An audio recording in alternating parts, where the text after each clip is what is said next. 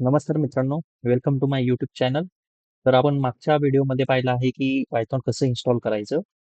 त्याच्या दोन मेथड्स आहेत, दोन पद्धती आहेत. एक पायथॉनच्या ओरिजिनल वेबसाईटवरून, ऑफिशियल वेबसाईटवरून डाउनलोड करून इन्स्टॉल करणे आणि दुसरी एक पद्धत आहे ॲनाकोंडा इन्स्टॉलेशन, जे की ॲनाकोंडा डिस्ट्रीब्युशन आहे. त्यांच्या वेबसाईटवर जाऊन ऑफिशियली ते डाउनलोड करून इन्स्टॉल करणे. ह्या दोन मेथड आपण मागच्या व्हिडिओमध्ये पाहिला आहे. ज्यांनी तो व्हिडिओ पाहिला नसेल त्यांनी कृपया तो व्हिडिओ पहा.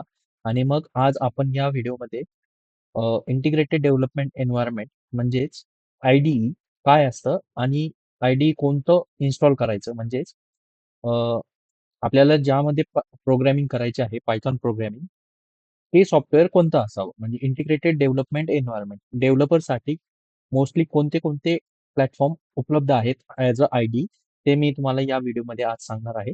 तर आपण या व्हिडिओमध्ये सर्वात प्रथम पाहूयात व्हिज्युअल स्टुडिओ कोड, जे की आपण अ, कसं इन्स्टॉल करायचं हे या व्हिडिओमध्ये बघणार आहोत. तसेच पायचाम हे एक आय डी आहे, जे की पायथॉनसाठी आहे. पायथॉन डेव्हलपर्स त्याचा मोस्टली उपयोग करतात. जे वेब डेव्हलपमेंट करतात, जास्त डेव्हलपर जे सॉफ्टवेअर डेव्हलपर्स आहेत पायथॉनचे, जे वेब डेव्हलपमेंटमध्ये आहेत ते पायचार्म जास्त यूज करतात. काही डेव्हलपर्स यूज करतात व्हिज्युअल स्टुडिओ कोड. तर मी मोस्टली व्हिज्युअल स्टुडिओ कोड. आणि डेटा सायन्ससाठी आपल्याला मोस्टली ज्युपिटर नोटबुकमध्ये एक नोटबुक असतं, त्या नोटबुकमध्ये मोस्टली आपण वर्क करतो, ज्यामध्ये आपण डेटा व्हिज्युअलायझेशन बघू शकतो व्यवस्थित. जास्त करून यूज ज्युपिटर नोटबुकचा केला जातो डेटा सायन्समध्ये. तर आपण visual studio code code install करून कसं ज्युपिटर नोटबुक त्यामध्ये इन्स्टॉल करता येतं हे पण पाहणार आहोत. आणि ऑलरेडी आपण ॲनाकोंडा मार्फत जे ज्युपिटर नोटबुक ऑलरेडी ॲनाकोंडामध्ये प्रेझेंट आहे, ते कसं ओपन करायचं, तर ते ते एक आपण पद्धत बघणार आहोत. तर पहिली पद्धत आहे व्हिज्युअल स्टुडिओ कोड. एक आयडी आहे, डिफरंट आयडी आहेत, लाईक स्पायडर आहे, ॲटम आहे, पायचार्म आहे. पायथॉनचा एक स्वतःचा आयडियली जी पायथॉन ऑफिशियल वेबसाईटवरनं डाउनलोड केल्यानंतर एक आहे, ते एक यूज करू शकतो. आणि व्हिज्युअल स्टुडिओ कोड आहे. तर आता आपण व्हिज्युअल स्टुडिओ कोड कसं इन्स्टॉल करायचं, तर व्हिज्युअल स्टुडिओ असं आपल्याला टाईप करायचंय, कोड डाउनलोड. आणि त्याची पहिलीच वेबसाईट आहे ते डाउनलोड व्हिज्युअल स्टुडिओ कोड. मग तुमची जी ऑपरेटिंग सिस्टीम आहे त्या ऑपरेटिंग सिस्टीमनुसार तुम्ही व्हिज्युअल स्टुडिओ कोड इन्स्टॉल करू शकता. तर मी आता माझी विंडोज आहे, तर मी व्हिज्युअल स्टुडिओ कोड विंडोजचं यूज करेल. तर सेम पद्धत आहे, मागच्या वेळी जसं पायथॉन इन्स्टॉल केलंय, आपण एखादा सॉफ्टवेअर जसं इन्स्टॉल करतो त्याच पद्धतीने आपण व्हिज्युअल स्टुडिओ कोड इन्स्टॉल करू शकतो. विंडोजचं इन्स्टॉलरचा सेटअप इथे आहे. सेम डेबियन आणि रेड हॅट, फेडोरा ज्या लिनक्सच्या ऑपरेटिंग सिस्टीम आहेत त्यांच्यासाठी इथे फाईल दिलेल्या आहेत त्यांनी. आणि सेम मॅकसाठी पण इथे एक दिलेली आहे फाईल. तर आपली मोस्ट ऑफ द स्टुडंटकडे विंडोज ओएसचाच लॅपटॉप असतो, तर विंडोजच सेटअप डाउनलोड करून इन्स्टॉल करायचा आहे. हा झाला व्हिज्युअल स्टुडिओ. इन्स्टॉलेशन झाल्यानंतर डेस्कटॉपवर एक आयकॉन येईल तुम्हाला. तुम्ही इथे बघू शकता डेस्कटॉपवर व्हिज्युअल स्टुडिओ कोड नावाचं एक आयकॉन येईल. सेम तुम्ही करू शकता. त्याचबरोबर तुम्ही पायचाम पण यूज करू शकता. डाउनलोड पायचाम म्हणून जर तुम्ही म्हणाल, तर सेम पायचामचा पण तुम्ही जेटबीन्स पायचाम कम्युनिटी एडिशन ही एक वेबसाईट येते. तिथे तुम्ही डाउनलोड करू शकता सॉफ्टवेअर. ओके. तर इथून पण करू शकता. यांच्या ऑफिशियल वेबसाईट पण आहे. ती आपण बघूयात. आय थिंक JetBeansकडेच गेलेलं आहे. JetBeansकडेच जे Intel जे सॉफ्टवेअर आहेत त्यांच्याकडेच PyCharm तेच डेव्हलप करतायत.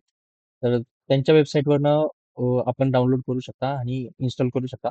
मी PyCharm जास्त यूज केलेलं नाही, कारण मला व्हिज्युअल स्टुडिओ कोड हे खूप इफिशियंट वाटतं आणि मला ते सोपं जातं. प्रत्येकाची चॉईस असते डेव्हलपमेंट एन्व्हायर्नमेंट कोणतं यूज करायचं. तर मी मोस्टली व्हिज्युअल स्टुडिओ यूज करतो.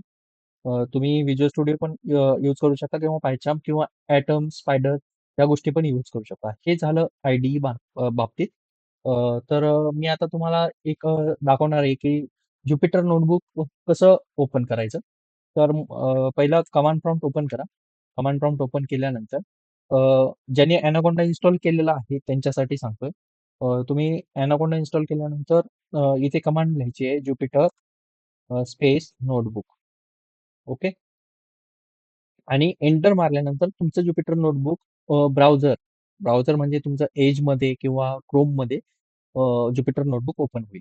तर मी एंटर करतो. ऑलरेडी माझ्या याच्यात ॲनाकोंडा इन्स्टॉल आहे म्हणूनच वर्क होतंय कारण ज्युपिटर त्यामध्ये येतो. ज्युपिटर नोटबुक ॲनाकोंडा डिस्ट्रिब्युशन बरोबर येतं म्हणून. ज्यांनी फक्त पायथॉन इन्स्टॉल केलेलं आहे ऑफिशियल वेबसाईटवरून, त्यांच्यासाठी पण मी सांगणार आहे ज्युपिटर नोटबुक कसं ओपन करायचं. कारण त्यांना अगोदर ज्युपिटर नोटबुक इन्स्टॉल करावं लागतं आणि पिप इन्स्टॉलर द्वारे आणि नंतर ज्युपिटर नोटबुक ओपन करावं लागतं. आता हा ज्युपिटर नोटबुकचा इंटरफेस आहे. ज्युपिटर नोटबुक आता माझं त्या लोकेशनला ओपन झालेलं आहे म्हणून इथे सगळे फोल्डर्स येत आहेत. जो माझा डिफॉल्ट लोकेशन आहे ज्युपिटर नोटबुकचा. आपण पाहिजे त्या लोकेशनला पण ज्युपिटर नोटबुक ओपन करू शकतो. ओके. हे झालं ज्युपिटर नोटबुकच्या बाबतीत. पुढचा इंटरफेस मी दाखवणार आहे ज्युपिटर नोटबुकचा. ऍक्च्युली ते एक पायथॉन शेलच आहे जे आपण सीएमडी मध्ये कमांड टाकतो आणि पायथॉन आणि कोड रन करतो त्याच पद्धतीने. आता ज्युपिटर नोटबुक बंद करायचंय मला त्या सर्व्हर मधून बाहेर यायचंय तर मी कंट्रोल सी दाबल्यानंतर एक्झिट होऊन जाईल. इथे बघा एक्झिट झालो आणि मी माझ्या ड्राईव्हवर आलो. तर हा मी एक्झिट करतोय टॅब. ओके. आणि सीएमडी वर दाखवतोय तुम्हाला इथे पूर्ण डेटा आहे. थोडंसं याला झूम करतो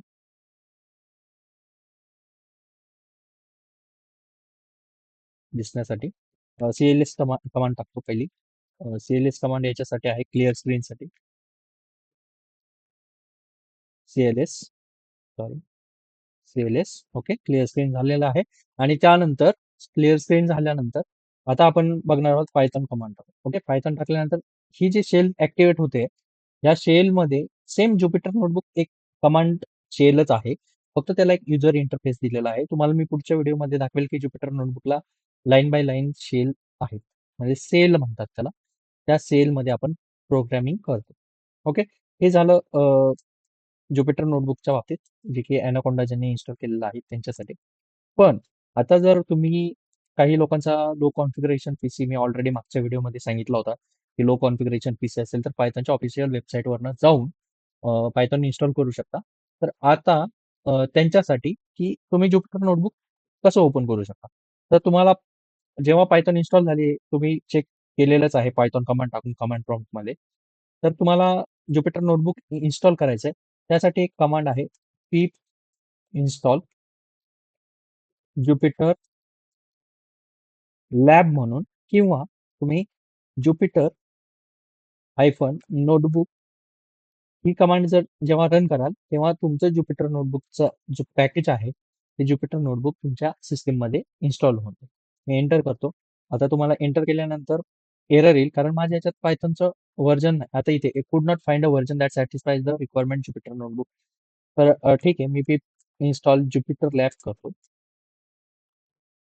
Jupiter lab okay. Jupiter lab आता हे बघा ही ज्युपिटर लॅब इन्स्टॉल झालाय म्हणजे माझ्या याच्यात सिस्टीम मध्ये ज्युपिटर लॅब इन्स्टॉल झालं. मागच्या वेळेस जे ज्युपिटर नोटबुक ओपन केलं होतं ते ॲनाकोंडा मधून ओपन झालं. ओके. आता हे असं अशा प्रकारे ओपन होणार आणि सेम तुम्हाला तीच कमांड टाकायची ज्युपिटर स्पेस नोटबुक आणि ही कमांड टाकल्यानंतर तुम्हाला ज्युपिटर नोटबुक मागच्या वेळेस जसं ब्राउझरमध्ये ओपन झालं होतं सेम त्याच पद्धतीने ओपन होणार आहे. ओके. ज्युपिटर नोटबुक आणि इथे सर्व चालू होऊन ज्युपिटर नोटबुकचा इंटरफेस एक टॅब रन होणार आहे ब्राउझर. ओके. हे झालं ज्युपिटर नोटबुक कसं इन्स्टॉल करायचं. ज्यांचे पायथॉन ऑफिशियल वेबसाईटवरून पायथॉन इन्स्टॉल केलेलं आहे. ॲनाकोंडाचं तर ऑलरेडी होणारच आहे कारण ॲनाकोंडा बरोबर ज्युपिटर लॅब येतं. मी ते कंट्रोल सी करतो. कंट्रोल सी केल्यानंतर इथे सीएलएस करतो क्लिअर स्क्रीन. हे झालं आपलं ज्युपिटर नोटबुकच्या बाबतीत. पण आपण व्हिज्युअल स्टुडिओ कोड पण इन्स्टॉल केलेला आहे. तर व्हिज्युअल स्टुडिओ कोड इन्स्टॉल केल्यामुळे मी पुढच्या व्हिडिओमध्ये तुम्हाला दाखवेल की त्याच्यामध्ये ज्युपिटर नोटबुक कसं आणायचं. आपण व्हिज्युअल स्टुडिओमध्ये डायरेक्ट ज्युपिटर नोटबुक तर यूज करू शकत नाहीये. पण त्याच्यामध्ये कसं इन्स्टॉल करायचं ज्युपिटर नोटबुक आणि व्हर्च्युअल एन्व्हायरमेंट काय असतं, व्हर्च्युअल एन्व्हायरमेंट कसं क्रिएट करायचं, या बाबतीत मी एक व्हिडिओ अपलोड करणार आहे. त्यामध्येच तुम्हाला मी समजून सांगेन की याच्यामध्ये ज्युपिटर नोटबुक कसं रन करायचंय. ओके. तर ज्यांनी माझे मागचे व्हिडिओ बघितले नसतील त्यांनी प्लीज ते व्हिडिओज पूर्णपणे बघा.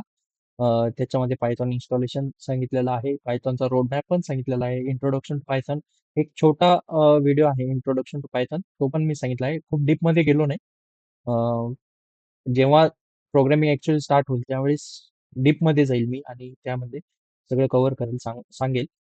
आणि ज्यांना वाटतंय की काही माझं चुकत असेल किंवा अ, इथे इम्प्रूव्हमेंट करायची गरज आहे, त्यांनी प्लीज कमेंटमध्ये मला सांगा, की सर या तुम्ही मला डायरेक्ट सांगू शकता, की मला हे कळालेलं नाहीये. मला प्लीज एक्सप्लेन करून सांगा.